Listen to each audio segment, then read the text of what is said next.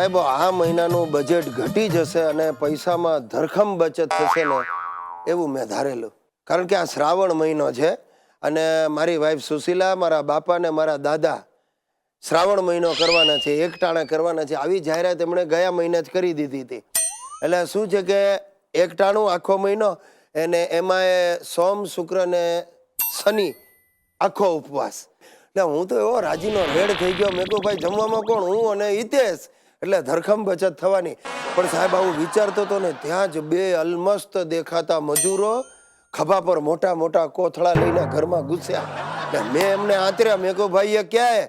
તો મને કે શેઠ इसमें मगफली और सूखा मेवा है. મને થયું આ શું ભાઈ? આ સુશીલા કે આ ઉંમરે મારી પાસે મગફળી ને સૂકા મેવાની લારી કઢાવશે કે શું? એટલામાં તો મારા બાપા શિરીષલાલ ટપક્યા. મને કે ગિરીશિયા, મારે માટે ફરાળી કાતરીનો ઓર્ડર આપી દેજે ને સાલા તે ગયા વર્ષે શ્રાવણ મહિનામાં મને કોપરાની કાચલીઓ ખવડાવી, એમાં તો મારા દાંતના ચોકઠા ભાંગી ગયા અને હજી એ નીકળ્યા નથી ત્યાં તો મારા દાદા હરીશલાલ ટપક્યા. મને કે ગિરીશિયા, મારા માટે વાટેલી બદામની રાબ રોજ જોશે ને મારી બૈરીએ સિંગોડાનો લોટ, મોરૈયો ને રાજગરાનો લોટ ઉપરાંત ચોખ્ખા ઘીના ડબ્બા તો ઓલરેડી ઘરમાં ભરીને જ મૂકી દીધા હતા. લગભગ નહીં માનો 32,000ની તો સૂકા મેવાની આઈટમો, ફરાળી આઈટમો ઘરમાં સ્ટોક થઈને પડી છે. આ અમારો હિતિયો હાલો ઉપવાસ કરતો નથી પણ એને મજા પડી ગઈ છે. ગજવામાં બદામ, પિસ્તા, ચણા મમરાની જેમ ભરીને રોજ ફાકે છે. હાલે શ્રાવણ મહિનો કર્યો નથી પણ અડધી ફરાળી આઈટમો તો એ જ ઝાપટી ગયો છે.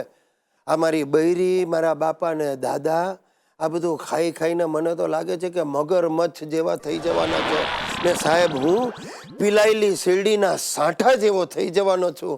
આ શ્રાવણ મહિનો મને ભારે પડી ગયો બાપા.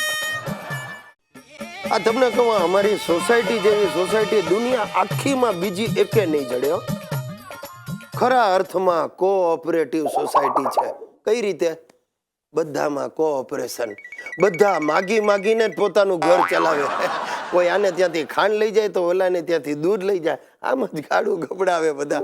એકથી એક માથાના બધા પાડોશીઓ ભેગા થયા છે ભાઈ. એકની વાત કરું ને બીજાને ભૂલું એવું છે. આ તમને આ હસુભાઈનો ને એના મિસિસનો એક દાખલો કહું, આવું ક્યાંય બને તમે વિચારજો. હમણાં હસુભાઈના વાઈફ જ્યોત્સના ભાભી તેણે ઊંચકીને ખુરશી હસુભાઈના માથામાં પછાડી. સોસાયટીમાં દેકારો બોલી ગયો. તે હું દોડ્યો હસુભાઈના ઘરે. મેં કહ્યું જ્યોત્સના ભાભી હા શું તમે હસુભાઈના માથામાં ખુરશી શું કામ મારી? તો મને કે શું કરું? ટેબલ મારાથી ઊંચકાતું નહોતું એટલે ખુરશી મારી. બોલો આ હસુભાઈ બિચારો શું કરે. આ મારા પ્રશાંતભાઈનો તમને દાખલો કહું.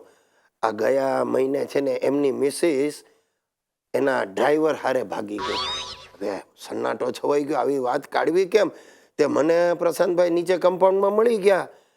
મેં કહ્યું ભાઈ બહુ ખોટું થયું. મેં આ વાત સાંભળી મિસિસ ડ્રાઈવર હારે ગઈ, બહુ ખોટું થયું. મને કે એમાં કાંઈ ખોટું નથી ગિરીશભાઈ, મને ગાડી ચલાવતા આવડે એટલે આપણું કામ કાંઈ અટકવાનું નથી. બોલો હવે આવી સોસાયટી ને આવા માણસો રહેતા હોય જ્યાં એને વાઇબ્રન્ટ ગુજરાત ન કહેવાય તો શું વાઇબ્રેટિંગ ગુજરાત કેવું?